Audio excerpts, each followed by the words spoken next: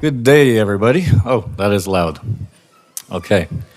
How are you guys doing? It's the last meeting or last talk of the day, I guess? Yes? You're ready for beer, I assume? Or some other type of drinks? Yes. Your country, I live in Thailand and it feels hotter here. It is like running all over and finding these rooms, so sorry for being late, guys, but here I am. I'm usually not very good at staying in one spot, but we'll try to do it with this camera. And today we're going to talk about 2026. Now, brief warning, it's not a super positive talk. Basically, the goal of this is to tell you guys, where are we? What can you do? And some of the things you need to prepare overall. So before I tell you the information you're here for, a little bit of self-promotion about who we are. How many of you have watched one of my talks before? Okay, so much better than last year, so half of you. Which is awesome, by the way. Usually when I come here, I always see many new, very talented developers, so much creativity in France, so it's really cool to be here at Game Camp, so thank you very much for having me. It's an absolute pleasure. So AGP. We are an investment bank. We have 3 different kind of departments. The one that if you've heard of us and you've seen our news, recently we announced the acquisition of Chained Together, also the acquisition of Escape the Backrooms, and we also helped a local company here called Play Digis, if you've heard of them. We also helped them exit to Griffin Gaming Partners. So in short, we help founders buy and sell their companies or their IPs or their back catalog or so forth. So our job is to basically help you guys make more money or potentially exit your businesses. This is one company. As some of you may already know, we are also working with a game fund to invest directly into projects. It's called Ichiba. So we don't have a website, but you can find it on LinkedIn. It's co-run by ourselves and a company called Pix Capital. And we are very excited to invest in indie developers. So if you want to talk to AGP, you basically have the service side. So if you're looking to exit your business, or if you're looking for project finance, we also have the game fund where we can invest directly in projects. We do not do equity investment, so it's only into an IP or a video game. And thirdly, we incubated an Asian publisher that's at the moment is called AGP Asia, but we'll rebrand very soon and announce to help developers publish in China. And you can follow a lady called Lily Zhang on LinkedIn about all the things that they do. So that's basically AGP in a nutshell. You got the investment bank department. It's so hot in here, guys. Investment bank department, the game fund, and Chinese publishing. So very quickly on the team, you got Lily down here. So if you're looking for Asian expertise, she's the woman to help you. They're very amazing. They've announced some really cool games that we're working on. So if you're looking for Chinese publishing, you should reach out to Lily. You got myself and Jacques, who co-founded the company, and Mateus and Titus here, who's been... Actually, Titus has worked with me for 17 years. Mateus has worked with me for, I believe, 6 or 7. And Govin just very recently joined us as a scout. Okay, so enough self-promotion. So, closing a deal in 2026. And honestly, I actually had a similar talk here last year called 2025, because every single time I go to an event, the organizers ask me what's happening right now. There are some updated slides, of course, updated information, but if you did see my talk last year, you might recognize some of it, because especially when I do a talk with new developers, I feel the need to repeat some of the information, because some of you continue to make these mistakes. But we'll start off with the VC markets.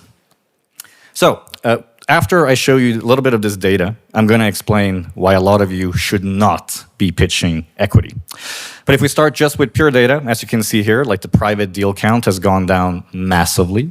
If you see fundraisers in the market right now, it's usually either a very large AAA company, or it's debt, or it's mobile industry.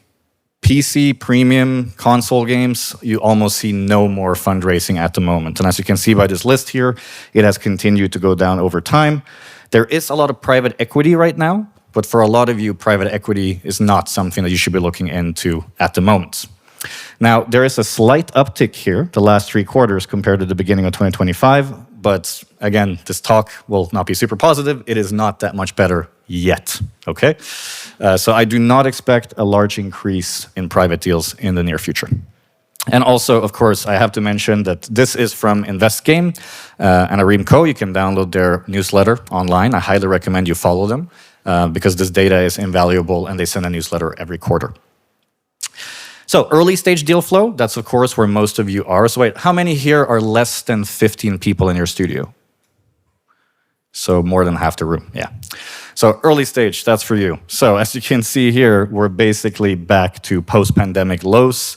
There are almost no VC capital available at the moment. There's a significant lack of early risk, both on the project finance side and the VC side, and as most of you have probably noticed, also on the publisher side. Basically, the entire industry has sadly continued to go towards a downward trend in terms of funding. Don't worry, there is still funding available. We'll talk about that. But in terms of just pure data, it is continuing to go down. Nowadays, these so-called early stage VCs are coming in at a later stage when there's a little bit of traction or something else going on. And then M&A. So M&A is probably the part of the industry that is still super active. If you have a lot of revenue, if you have a strong IP, nowadays you have different types of solutions in M&A that you can do. So in the past, it was usually you have to sell the full company, you have to follow into that new business, you have to integrate, you bring all your staff, and you become a part of it. Today's market is a little bit different. So some of the deals we're seeing is takeovers. For example, games that you launched 4, 5, 6 years ago, a publisher or a private equity company might actually come to you, offer a little bit of cash up front, and buy your game and take it over. We've also seen studios that are, for example, tired of working on their IP. Maybe you've worked on your IP for 10 years. It's been moderate to successful. There is now capital available to buy those games off from you, so you can take that money, scale your business, or make your next game. So there is a lot of new types of M&A that you could consider if you have revenue in your business right now. And this here is a very active market today. So if you do have a successful IP or you have revenue lines that you would like to sell because either A, you're tired of it, you don't want to work on it anymore, B, you need to raise money for your next project, this is something that you could consider. And a lot of these deals have been announced recently, but a lot more happens behind the scenes. So let's talk about the stakeholders. This is a lot of text, I apologize, and I can see it's very small, so hopefully in the back you can see it. The point of this slide is simple, for you guys to fully understand the people that you are pitching. And here, most of you, not all of you, make a very big mistake, especially on the VC side. But to start with the publisher thesis. A publisher is obviously looking to make a return on their capital, right? You show up, you're looking for $500,000 USD, or let's use my actual example, you're looking for $1 million USD. When a publisher invests $1 million, you need to remember they have marketing costs, they have QA, they have localization, they have salaries, and they have all of these different expenses that you do not take into account when you pitch a publisher. I'm generalizing, some of you might be fully aware and take it into account. But in most pitches that I receive, you have the break-even units for the money you're asking for. What you need to remember is that the publisher then needs to take all of the funding that you're asking for, plus all this internal cost, and they have their own break-even units. On top of that, the other part is, if you're selling your game for $19.99 on Steam or any other platform, the reality is that on average, you're going to receive 9 to 10 USD net after all the refunds, chargebacks, Steam fees, and other platform fees. So when you're doing your break-even units, you have to take that number into account as well. Now, a publisher, generally speaking, looks for a minimum of 2 to 3x on the full investment. So that includes all their internal costs. So if we take this 1.8 million here, actually this game has to sell 6 million or more for this to even make sense. Why? Because ideally, they're not screwing you guys over, and you have a rev share. So it's not just as simple as, oh, if I make 3.6 million, we 2x the whole game. The game 2x's, you don't, and the publisher does not. At the end of the day, this game will have to make roughly 6 million just for it to make sense. Then you have many other factors you have to take into account, right? What is the market? What is the genre?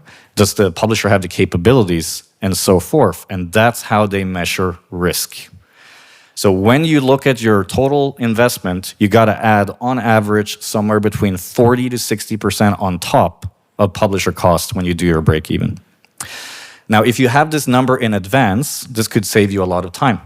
As you know, publishers have less budgets nowadays, and they have smaller portions to invest, which means you have to be more targeted in the approach of who you pitch.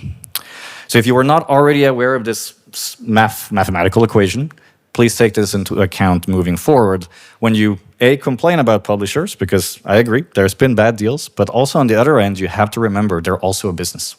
They also have to make money, and of course, they want both of you to share in the profits. Now, this 5% number here, less than 5% of games sell over 100K, is even smaller now. That's outdated. I think it's down to 1 or 2%, so apologies for being lazy and not updating that number. But the moral of the story is not many games on Steam sell over 100K units. So this particular funding requirement of 1 million makes it very tough to pitch in today's market. Now, if we go to the VC thesis, now I'm going to tell you some facts and I'm going to disagree with myself. So the VC thesis, most indies do not understand. I saw so many people complain on LinkedIn and Reddit and Twitter and whatever about why do the VCs continuously invest in these AAA Ubisoft guys and Riot Games and all these people instead of the indie games? Because indies can be successful too, right? And the sad reality is that on average, investing in these AAA people, statistically, one of them takes off, becomes a unicorn, delivers a 100, 200x. It has a higher possibility than investing in 20 indies and one of them taking off. Because they cannot be satisfied with even a 10x. So as you can see here in the bottom, if you do 15 investments on my example in the bottom, 7 of them fail, 8 of them return 2x. I mean, 2 times your money is pretty good, right? In reality, they've only returned 1.0x of the fund. And if we then add in another 5 or 10 profitable investments that also 2x'd, they still haven't hit the target that they need to hit. So a VC on average needs to deliver a 3 times gross on their entire portfolio. Every single game, all of their money that they're investing. So they basically need 20 to 30% net IRR across the lifetime of the fund. If you're not familiar with IRR, you can Google it. I had to many years ago as well. But yeah, so across the lifetime of a fund, they're looking, an average-sized fund, 10 to 30 investments, and some of them need to deliver 100x plus for this to make sense. Now, if we look at the facts, all of these VCs investing in AAA, was that the right decision? No. As we've all seen, we've seen so many companies go down in the last 3 years. And because of that, there is no more new capital. Because how do we get more VCs in the industry? By them doing successful exits. When they do so, they raise money again, and there goes Fund 2, Fund 3, Fund 4, and they continue to reinvest in people like yourselves. Because those exits haven't happened in the last 2 to 3 years, and because so many companies have gone down, that's why you're not seeing new VCs on the market. That's why you're not seeing early stage investments, and that's why it's so hard for you guys to find equity money. Another problem that I personally can attest to is that we invested in a lot of you guys back in my old company. And a lot of you think you want to be an entrepreneur in video games. But as you all know, it's a very tough industry to be in.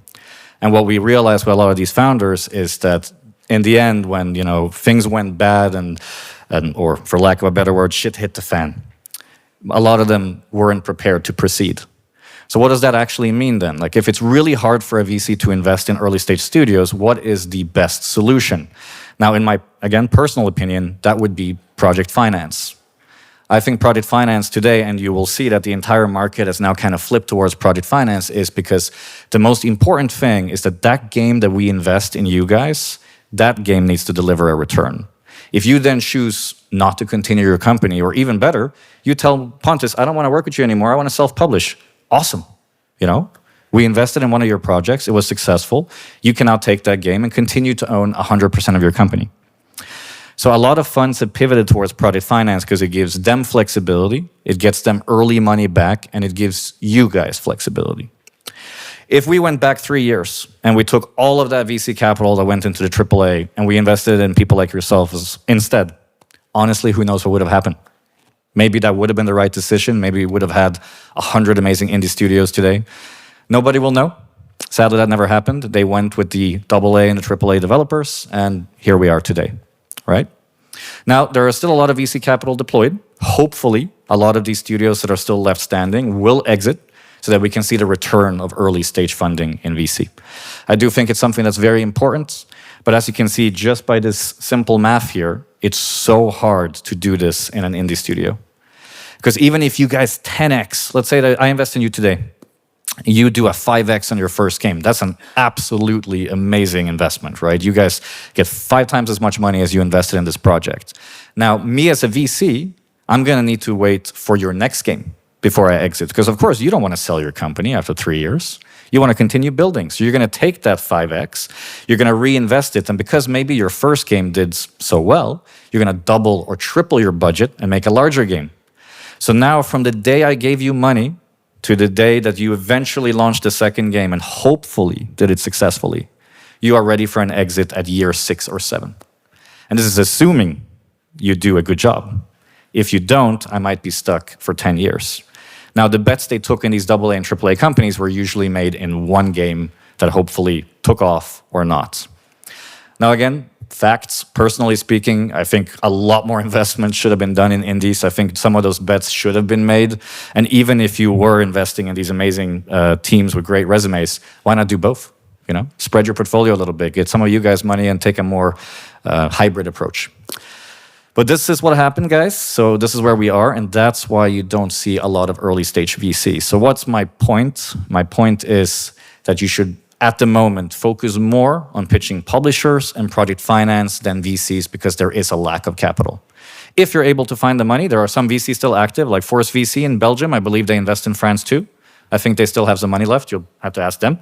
But there are some VCs still deploying, but a very, very small amount. So here's a great example.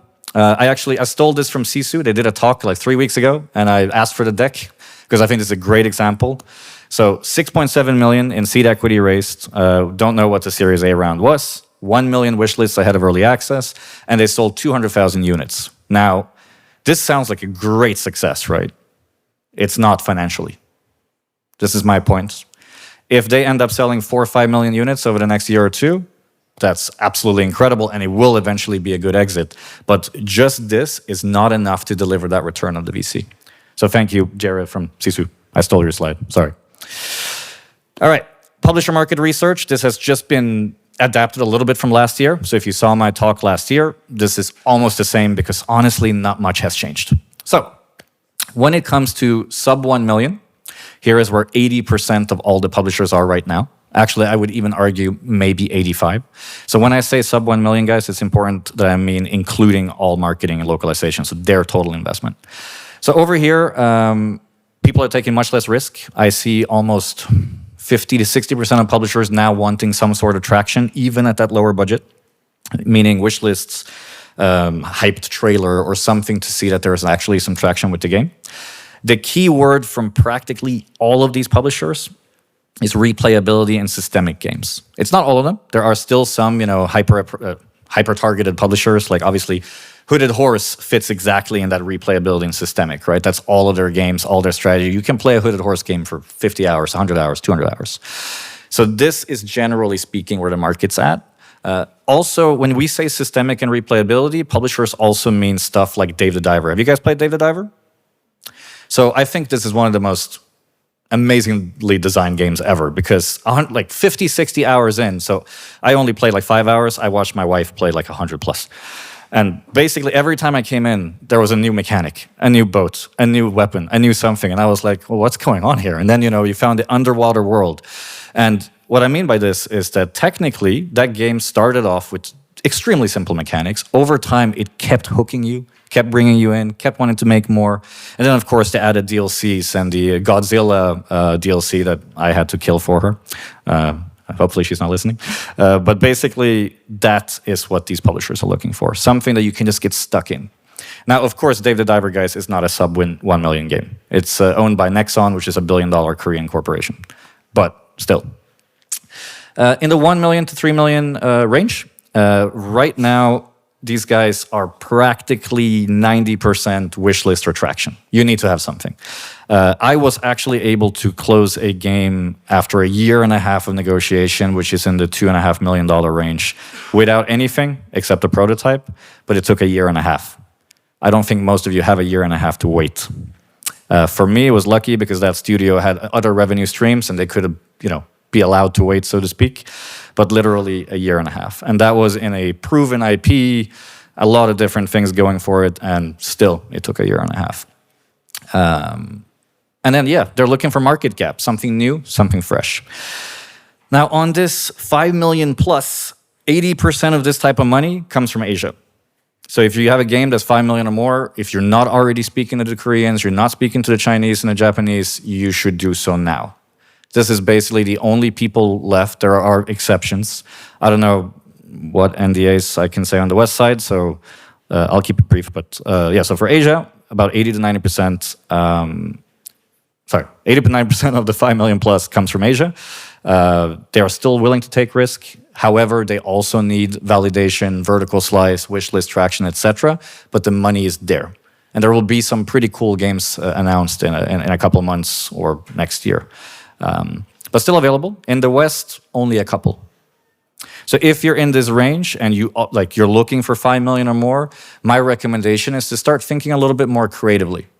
Instead of just approaching one target or just publishers, try to approach a mix of everything. So for example, here in France, you guys have banks willing to borrow you at like 0% interest, you have government matching, etc. So how much can you get from there? How much can you get from a project financier? How much can you get from a publisher, as an example? How can you combine this to de-risk for all parties and potentially get the full budget that you need for your game? So if you haven't done that already, that's something I highly recommend, because if you are at 5 million plus, it's really tough right now. This is all, by the way, data from 60 of our partners that allows me to say this information without mentioning their names, of course. I didn't include everybody, but yeah, roughly 60. So summary, publishers, 2 to 3x, invest in a large, stable portfolio, and generally speaking, timeline has moved from paper pitches, I'm going to show you guys a complete timeline as one of my last slides, to vertical slides and above. VCs need to hit big. 5x is not enough. Every investment needs to have a potential of 10 or more. And a 2 to 3x company, which, you know, if I can invest in one of your companies with my own money, you give me 3 times my money back, I'm very happy. Not for a VC.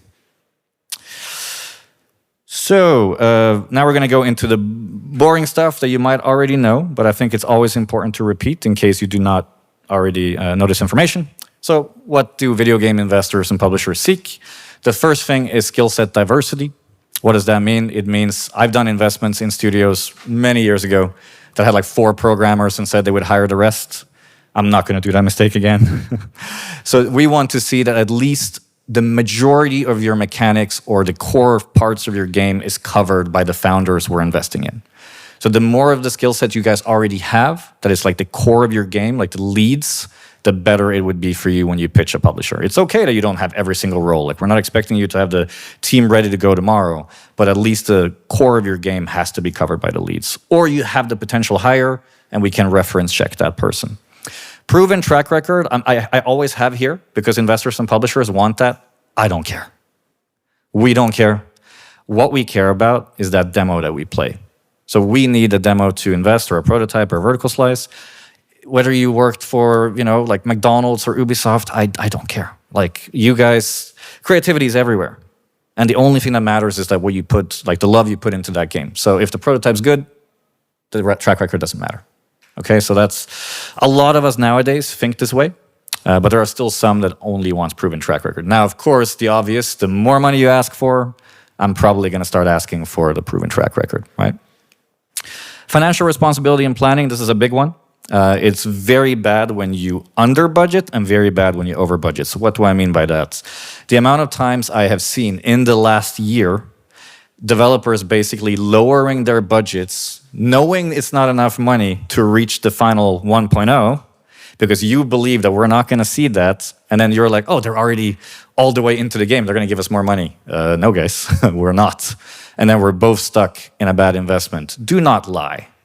And I have had developers tell this to my face, right? Because obviously we have our fund, but we also have AGP, where we work on the investment side on behalf of you guys.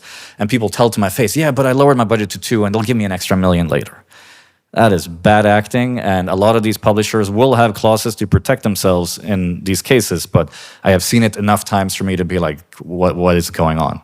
I get that we're desperate. I get that there's not a lot of money, but this will always bite you back. Same thing goes for under budgeting, though, not just in lying about it.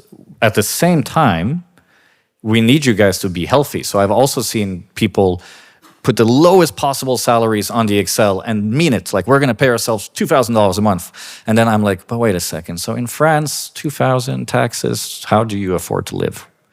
That's another red flag. Like, if an investor wants you to lower your salaries just to launch the game, you're not going to be happy. You're not going to make a good product. So for me, that's personally a big red flag as well. Or the opposite. Tell us in the first pitch, like, we would ideally like to have $200,000 more because then we can, live properly. That is a green flag times 10. So it's both like the lying part is bad, but also lowering it to the point where you're not going to be able to make the product you want to make. And again, if any publisher or investor disagrees with this, screw them, You guys need to have proper living wages. You need to be able to pay your rent, buy your groceries, etc. That's the bare minimum, guys. And I see this a lot nowadays, of course, because people are forced to lower their budgets. Most people are adapting now and lowering the scope. That's a good thing you can do. Lowering the scope is a good idea at sometimes to try that, but don't bump your salaries too low. USP, I hate this word.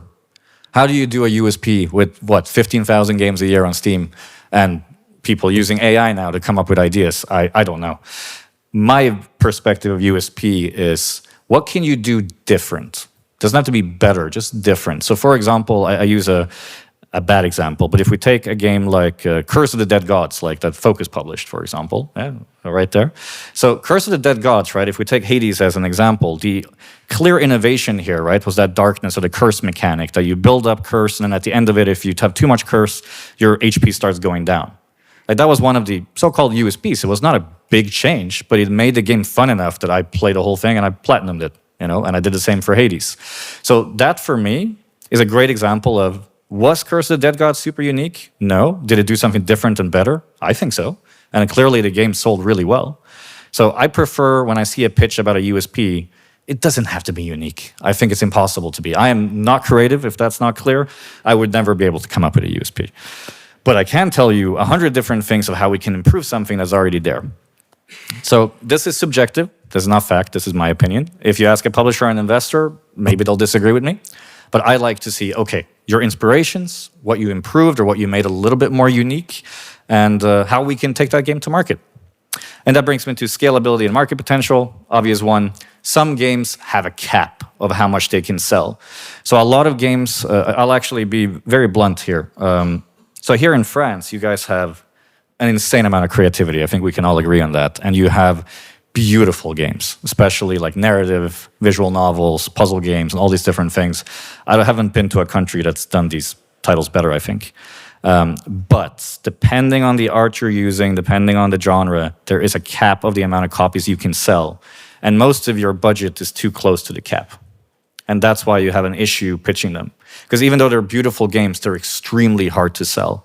Especially because, inflation, guys, right? And prices going up. People don't have enough money to buy a ton of games. So if they can choose between watching a beautiful game on a streamer and buying GTA 6, what do you think they're going to do? Buy GTA 6 and watch this beautiful game as a streamer. So it's a very hard genre to be in. And there's a lot of games last year that I saw here that I was like, oh my God, I want to sign it. And I started looking at the commercial potential. And I'm like, there are two options here. Give the developer terrible terms, then I'll end up on Reddit for being an asshole. Or, not sign it and tell them my honest opinion. So that's what I did. Now, one thing that has been great for this kind of genre is, of course, Game Pass, right? A lot of these games have been saved by Game Pass and other platform deals, but who knows how long that will continue, right? So I just want you guys to be mindful. If you're doing any of these genres, look at your overall budget versus your competitors and the scalability. That might be an issue why you haven't been signed yet, because it's a really tough genre to be in. And I've personally invested not just with companies, with my own money, in 3 of them. So even though I tell you this, I try to disagree with myself. And those 3 investments have, to date, not done well. And that's life. Okay, well, I kind of already talked about this, but in general, you have your ammo. What I mean by that is you have your pitch deck, and the next slide is going to show you exactly what I expect in a pitch deck. Supporting data means playtests. Nowadays, you have so many cheap playtesting platforms. You have GameTester.gg, GameRound, Antidote, etc., etc. A lot of them have indie packages. There was a new one I saw in Korea, which sadly I don't remember, but they offer you to bring your own community And if you have 300 players or less, they charge you nothing. Ugh, I really wish I remember. Firstplayer.look or maybe even those. Huh? Firstlook.gg. Boom. I have not tested their service, but I saw that indie package in Korea, and I was like, if that's real, that sounds amazing. So again, bring your own community. You can use their system and get playtest feedback. So yeah, if you have access to this, it's great. And with most of our investments, we make them do a playtest once every major milestone. 50 people or less in the beginning, and then obviously the later you get into the game, the more playtests you need to have. And it's no more than a couple of $100 for some of these playtesting platforms. If it is a niche genre, we just talked about some of those niche genres, how will you target it? How will you stand out, and how will you avoid being a streamer game? And demographic, guys. So sadly, because I only have an hour, and as Yves can tell you, I can talk a long time. In the future, maybe next year at Game Camp, I can talk specifically about Asia. I know there's been 2 people here, one from Evil Empire, one from Pafea Games. I don't know if you guys saw their talks, but I was told they're doing China discussions. It's very important for you to understand that you don't need to be successful globally. One single country is enough for you to make enough money to run your studio for years.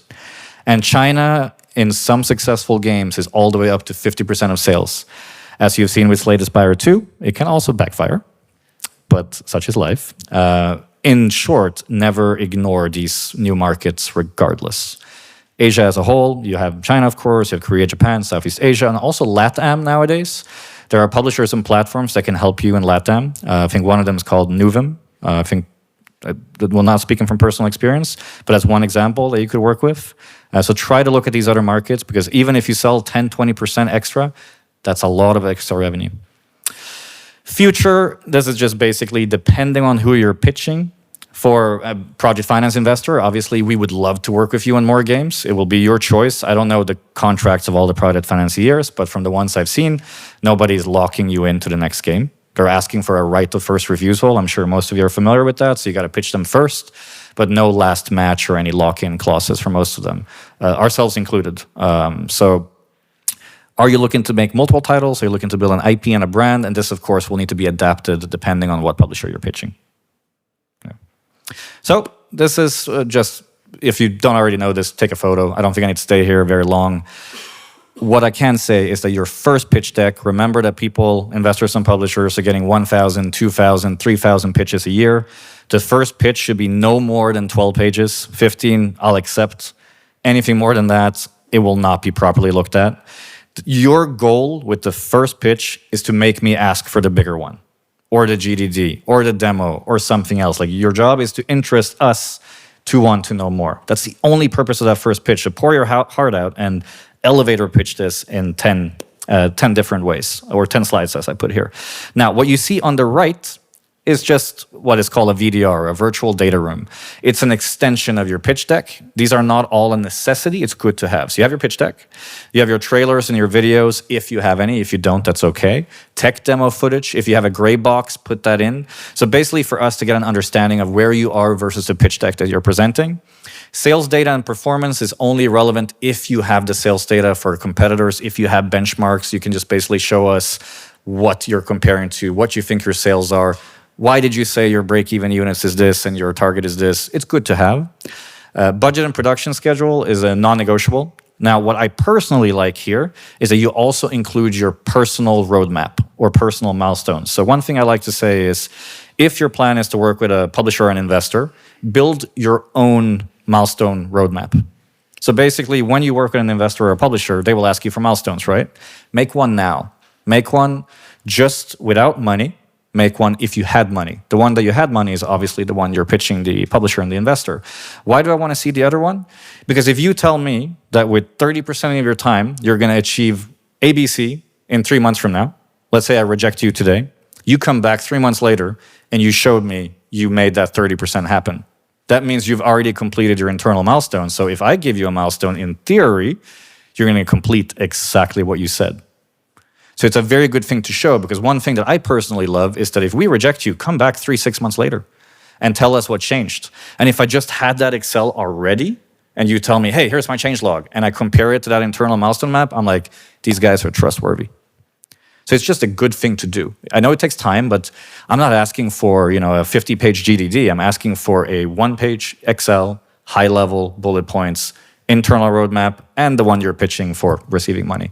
And it's also I think it's a good thing for yourself too, to see if you actually live up to what you want to live up to. Of course, the roadmap could change because you pivot or you do other things, but that's part of your change log. You can be like, oh no, this mechanic was bad, we changed it to this one. Also acceptable.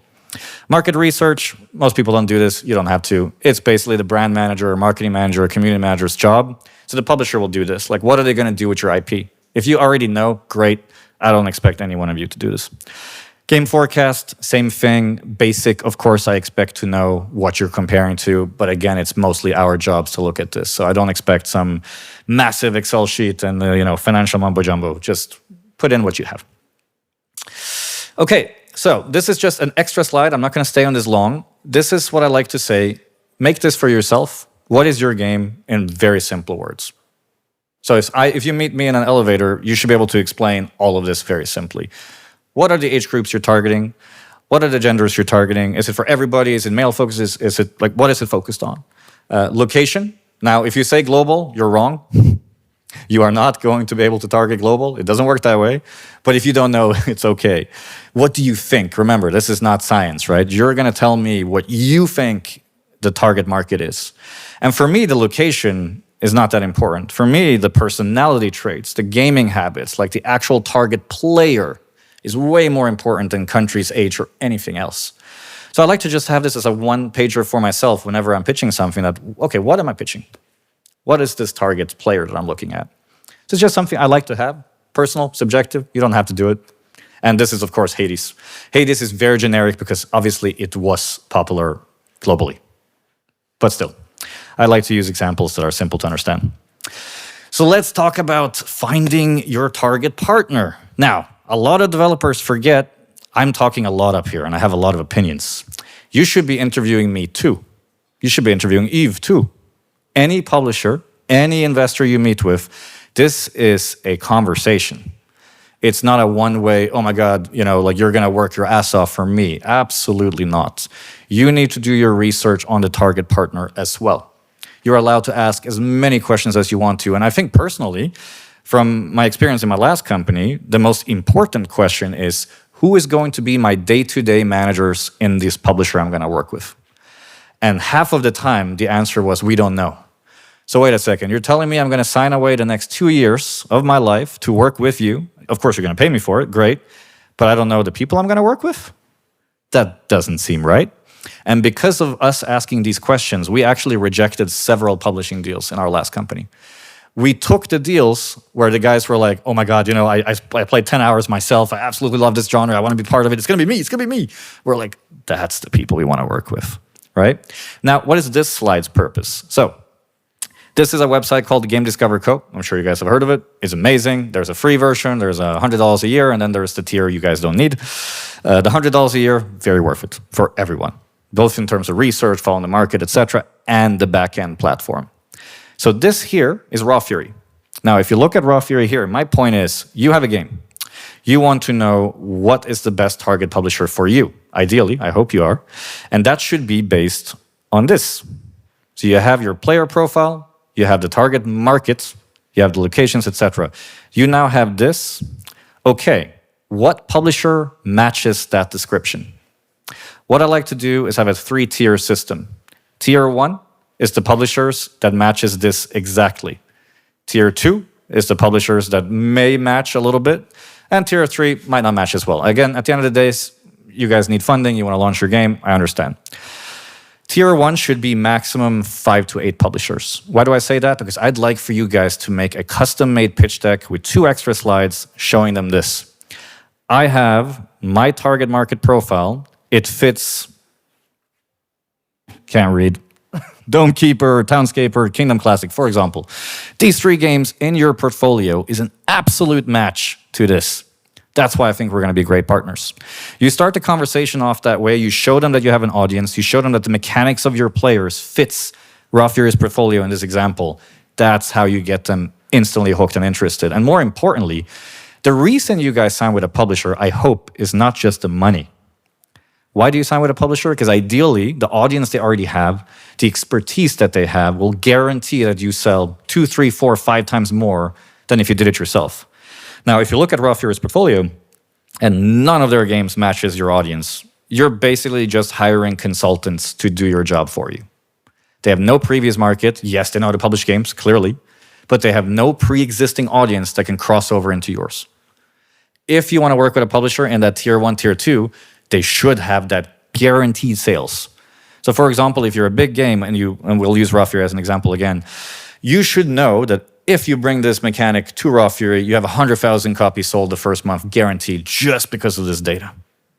Now, 100,000 is an example, of course. So do this research, look at the tier 1 list, who matches your audience profile, pitch these guys first, or to counter myself quickly, if you're uncertain of your pitch, maybe you're not 100% sure that it's going to work, pitch tier 2 first, market test it, see what they think. If they find red flags, tier 1 will find red flags too. So you are allowed to do that.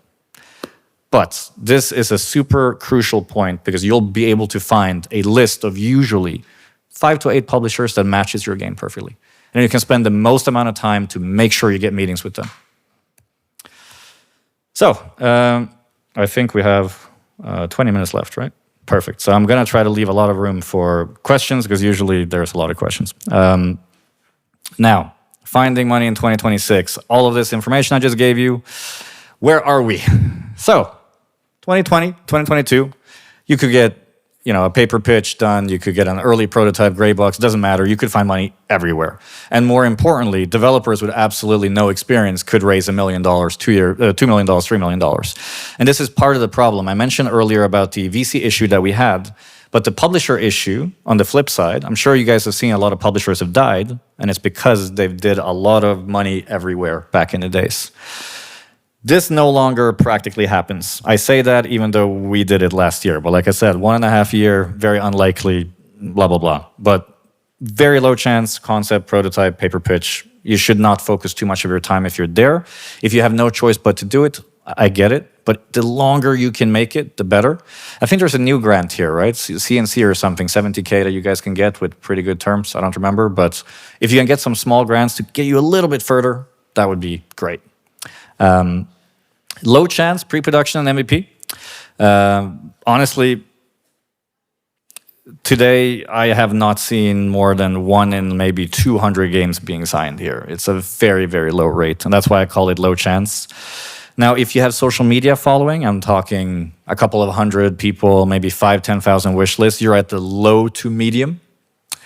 If you have a lot of wish lists in a community, a vertical slice, you're now at medium chance. So I want to say, before I continue, I want to say one point. To be very clear, all this information I'm telling you is not fair. I think it sucks that we are in a situation with the industry that you guys have to bring all of your power, get the game as far as you can, and then basically we come in and we finish the game for you. It isn't fair, but that's the state of the market. And a question you should ask yourself is like, but if I'm building the whole cake, why would I share it with you? And the answer is, if you can find money elsewhere and do it, you should take it. If you can self-publish, you should do it. It's just like, this is the money that's available today. It's not fair. Everybody wants to de-risk. Everybody wants to take us, as late as possible. But that's the fact of where we are. Because I had a lot of questions in Canada 2 weeks ago where people came up to me like, you keep talking about, you need high chance over here, high chance, but then the game is almost done. I know. But this is where we are. Medium chance, however, is where actually most of the games that we close are in this like pre-vertical slice stage. As for our fund, actually will be... So we actually signed a game in prototype stage. Actually 2 games in prototype stage. So I, again, countered my opinion. But usually not the case. So medium chance around vertical slice. Alpha, beta, this is where there's a high chance now. Again, the higher wish list you have, the better. But if you have 6, 12 months to launch, this is the highest possibility. Most publishers I speak to, and if there's other publishers and even here, maybe they disagree, but 18 months to market is like the maximum. Generalizing. There are publishers that go further. Focus is probably one of them, but they're most of the time 90%, 18 months or less. So yeah, that is your potential chance of finding money in 2026. Now we're going to dig a little bit deeper. First, let's talk about I'm not a writer, so this is my bad way of saying book of understanding.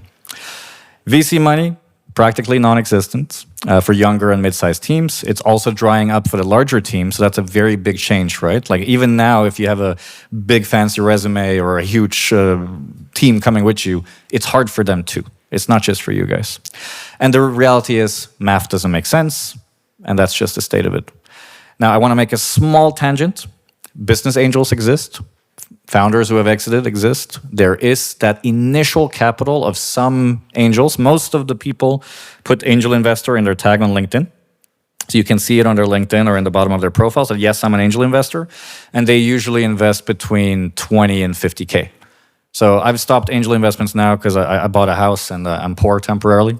But I used to do tickets between 10 and 30. So I've done 11 investments myself so far. And most of the angels that I co-invested in did anywhere between 10 and 50.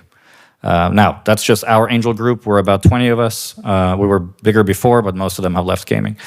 But angel investors still exist. I do want to mention that. If you can, that's a very small chance. But if there are people you know here in France or other countries, it does exist, but it's small.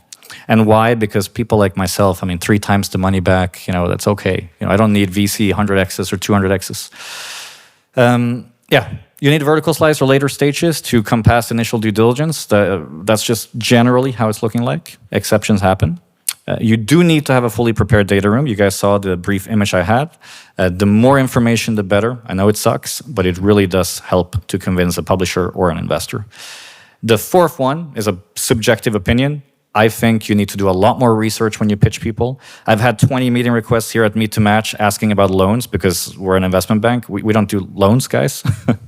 But also our website is terrible. I'm really sorry. If you did Google us, I'd understand. It says nothing. It has a logo and it's like, hi, we're fixing it. It should launch in a month or 2, hopefully. But yeah, do proper research on the people that you're pitching because most importantly, your time is more valuable. We don't want you to waste your time. Of course, I don't want to waste my time either, but when I come to events like Game Camp, I love to meet new people and meet new developers.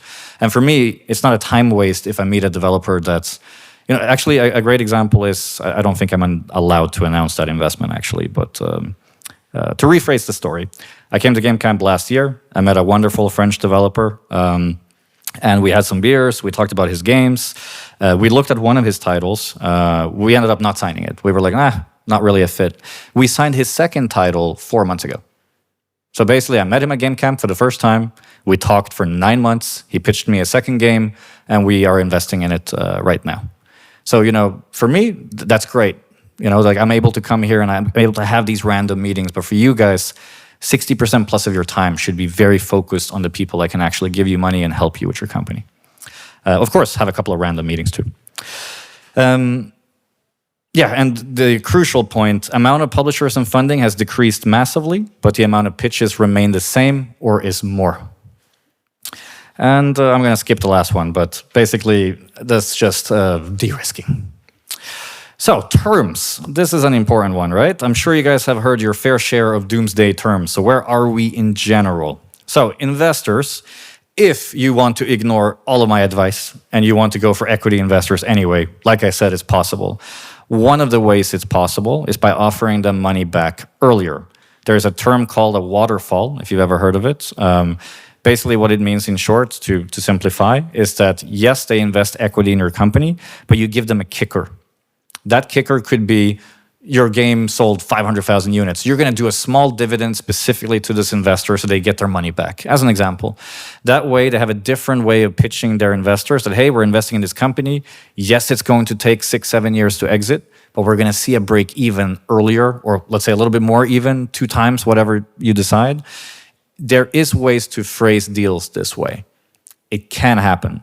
So if you do want to go for equity, I've helped 3 different people with this actually, free of charge, because they called me and said, I can't race. And I said, have you tried this? And it actually did work for them. But these were small races, like 500K or less. But in general, don't have high expectations for investors in 2026.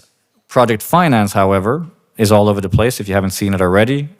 You have the Griffin new fund, you have Denmu, you have Landfall, you of course have Ichiba, and you have plenty of more investors. I think there's about 12 to 16 of us now. There is still half of them being unannounced, so I expect most of them to announce this year. So that's why I'm not going to say their names now in case it's a secret. But around 12 to 16 of us in total. Oh, and of course, Joystick Ventures, who was here last year. I had a panel with him. But yeah, project finance, about 12 to 16 of them. Publishers. So what we've been seeing in general. So AGP, by the way, we have you can email me at any time. Of course, we'll sign whatever NDA or whatever. You can black line the contract, remove the publisher name, and we help you for free. We don't want to see developers getting screwed over. So we get a lot of people who's just like, hey, are these terms okay? And you can remove whatever info you want. So because of this, not only is this data from our own deals, it's also from people sending me their contracts. It's gone bad.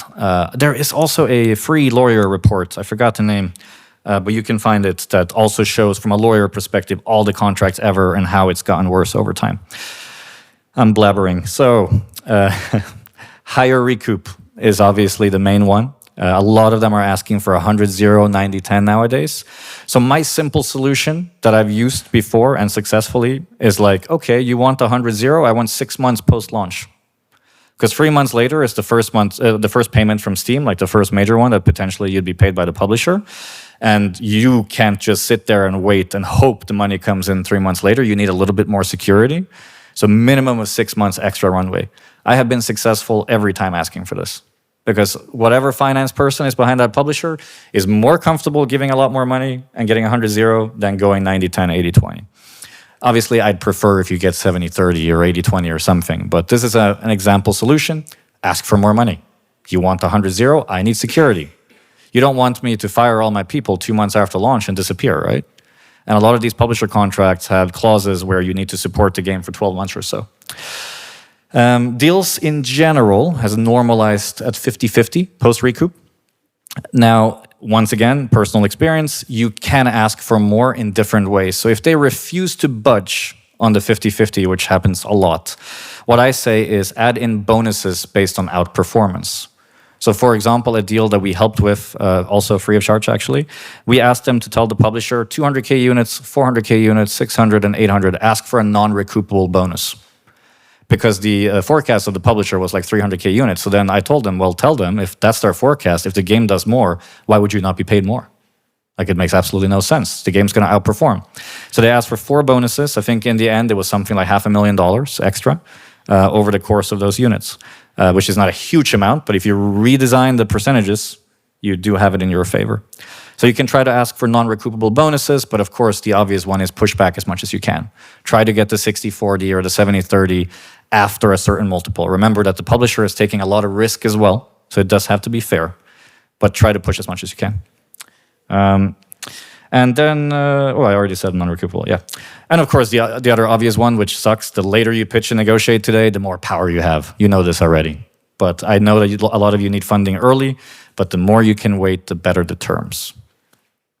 And my favorite part, which again, we sadly don't have time to talk about today, a lot of publishers I speak to are open to region splitting now. So you can get a co-publisher in Asia. So that opens you up for many things. Number one, more revenue. Number two, splitting the funding. So let's say that you're talking to a Western publisher with a maximum investment of 500K. You could be like, okay, but do you have visibility in Asia, blah, blah, blah, blah. Let's say they say no. Then you're like, okay, but maybe we can raise 200K extra from an Asian publisher. And you co-invest and we publish this game together. This has basically been said yes to every single time in the last year in our experience. And a lot of the Asian publishers are willing to put in MGs between 50 to 300K or so on the lower indie game side. So a lot of publishers open to region splitting, which means you can ask for less money from the West, a little bit extra from Asia, and perhaps that is your full budget. And hopefully, by partnering with this Asian publisher, your overall revenue share is better for all the parties. And the last part is, you don't have to, agree with everything I said today or listen to me fully. You should talk to general industry advisors. There's a lot of really nice people in the industry that if you send them your terms, your contracts, you ask them for opinions. I mean, I think everybody pretty much knows Yves. He's one of the nicest people in the industry and he always helps everybody. There's not a lot of them, but there are technically a lot if we look at it statistically. So just ask, guys. A lot of us will be willing to help you for free. So that's the talk, and then I have, I think, 10 minutes for Q&A. I can keep going? What? Okay, so thank you, guys. This is our emails, but okay.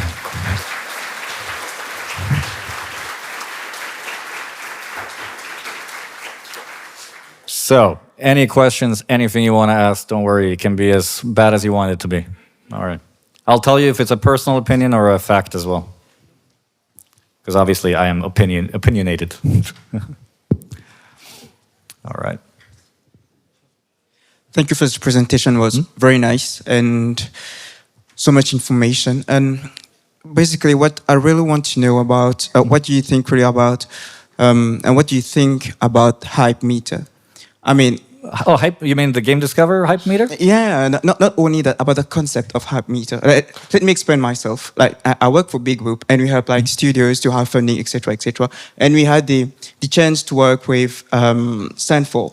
And years back, they had like a video reveal, and when that video was of the first video reveal of the game, there was such a hype around this game. We knew that the game was gonna work. Are you sensible to that? Like, well, of course, yeah. I mean, like the thing is, I think so. First of all, I'm not a marketer in that regard. I'm stupid, to be clear, but I'm not that stupid. So hype-wise, I think one thing that's really cool is that a temporary hype shows if that particular game could be successful, like you said. So for example, one of the investments we're looking at right now, we weren't sure of, to be honest. You know, we looked at it and we're like, oh, there's some issues with production, etc. But we all said one thing: this genre is gonna kill it. So we decided to wait until the trailer, and they managed to gather 120,000 wish lists in one week. So of course, if we see something like that, we will instantly be like, boom, hey, yo, we want to work with you. And that's exactly what happened with that particular game, because we already told them, we are sold on this concept. All of us played 2 hours in a game you shouldn't play 2 hours, but we cannot figure out if people will do the same. And then they launched a public demo, they did that trailer, and we're like, yes, let's go. So yeah, I understand the concept of Hype Meter, but it's also tough, right? It's very hard to go viral nowadays. Yeah. So to make it simple, if there's a hype, but it has to be like backed up with data, like wish list and things. If you have 2 million views on TikTok and you have 200 wish lists, there's no conversion, right? And also, as you guys probably know, it's very easy nowadays to fake views and bot views, etc. So we do need some sort of data to prove it. And on the flip side, we have done... in one of our investments in my last company, we had, I think, 700,000 or 800,000 views on one of our trailers. We were super ecstatic. And then we looked at the conversions to clicking on the Steam page, not even wishlisting it. It was so low. So then the question is it a bad genre or game? Or did we just target the completely wrong people? And not a marketer can answer. Thanks so much. Yeah. Next one. Yeah. Hello, thanks for the talk. I had a question about your slide on the chances of closing a deal. This genre agnostic, or like if we happen to be in that popular genre, like replayable, systemic, and everything, even from closer to conception and prototyping, the chances would not be low. Yeah, so I mean, the hard thing is, right, if I know exactly who you guys in the audience are, I can custom the pitch deck, or set the pitch deck to talk. But since I don't know what kind of studios you are, I have to generalize, right? The short answer is yes, it will increase your chances. But honestly, today, disregarding the genre, I think Eve will agree, if you're a concept, prototype, new team, it doesn't matter the genre. It'll be really tough. But yes, like let's say like systemic game, and you're in the low to medium, I would call that probably closer to high, maybe. So yeah, if you're on the right genre, it does get better. Yeah. Do you agree, Yves? He agrees. Thank you very much. No problem. Any other questions, terms, whatever you want to ask? As long as it's not NDA'd. Hello, I wanted to ask, does going for crowdfunding before looking for investors or publisher is a good or bad idea? Ooh, two-faced question. So, three-faced. First of all, don't do it.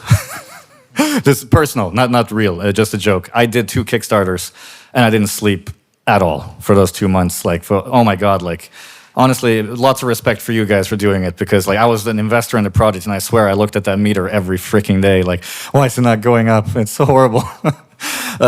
Serious answer. If you succeed with the Kickstarter, it's a great thing, right? If you fail, it could counter the whole pitch. Like, you say this genre is going to work, you say this concept's going to work, So why didn't it? Why were you not able to raise this type of money?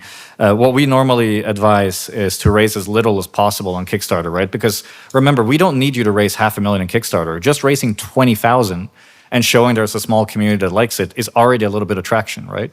Going back to my playtest data slide, 50 playtesters in early concept is enough to have some sort of data. So yeah, if you have a successful Kickstarter, it's great for you. If you don't, it could be a problem. There is an extremely smart person about Kickstarter in France called Thomas Bidot from ICO Partners. Ask him. I did both Kickstarters with him, so he was the one calming me down. Don't worry, it'll be fine. But Thomas is an absolute Kickstarter master. So yeah, he would tell you that. Thank you. Any other question, guys? Was one down here? No? Oh, here.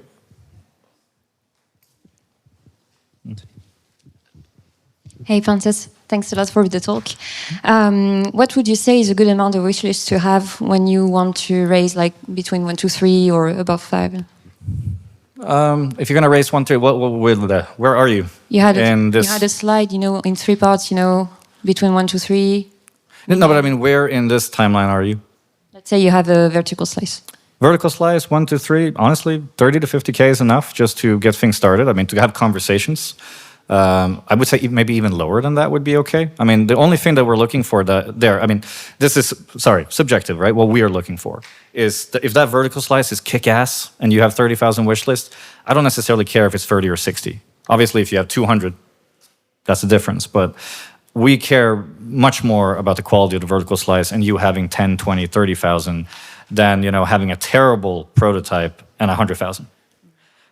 So I would say, in my personal experience, 30 to 60 is enough to just be like, hey guys, I have traction. I'm raising in this 1 to 3 million. With your money, we can bring that much higher. Yeah. But that's my opinion, not fact. Yeah. Thanks. Yeah. Anyone else, or are we ready for beer time? Last one? No? Anyone? Yeah, down here.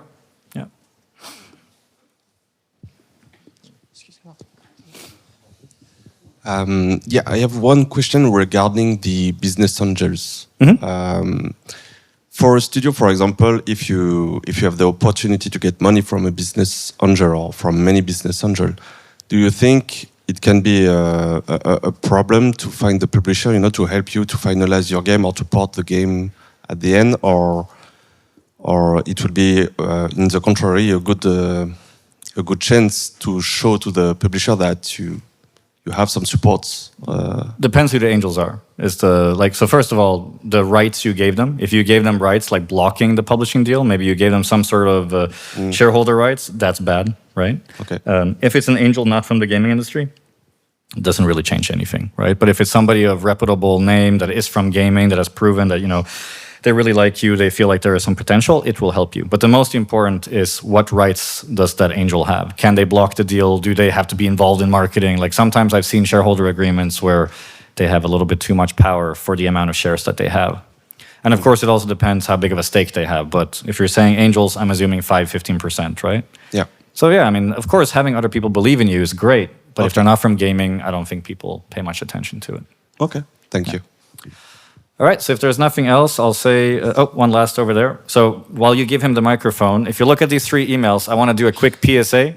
If you requested me at Meet to Match this event, I'm very tired, guys. So I rejected pretty much all of you. So it's not because I didn't want to meet you. I have been traveling a lot and I'm tired. So I want to say that, number 1. So if you got my automatic, I sent 80% of you like, oh, here's the email. Sorry, but I'm not energetic enough to meet a lot of people. Number 2. Scouting goes to everyone in the company. So myself, all of our scouts, my partner, etc. So it's better to email scouting than me, okay? Especially right now because I'm tired. And thirdly, if you do want to take us up on that offer about helping you free of charge looking at a contract, then you can email me or Jacques. So the 2 of us are the ones looking at that. And that's fine. I mean, I'll see the title of your email and I'll be like, okay, it doesn't matter. I'm tired. I'll look at it. Don't worry. I'll take care of it. But yeah, right now, better to email scouting than myself. I need a break. Please. Hey, Pontus, thank you for the conference. Just had a question about, is there any way or any advice you have about leveraging CIG-JV that we have in France, thanks to the CNC. Is there anything you could say about CIJV and any leveraging opportunities in any way? So which one is CIGV again? Because I forget which one does what. It's the crédit d'impôt. Is that when you release, after normally 36 months, then you have just a way to recoup immediately 30%, up to 30% of your expenses, development expenses. So I don't know if there is... Oh, you mean the tax credit? Yeah.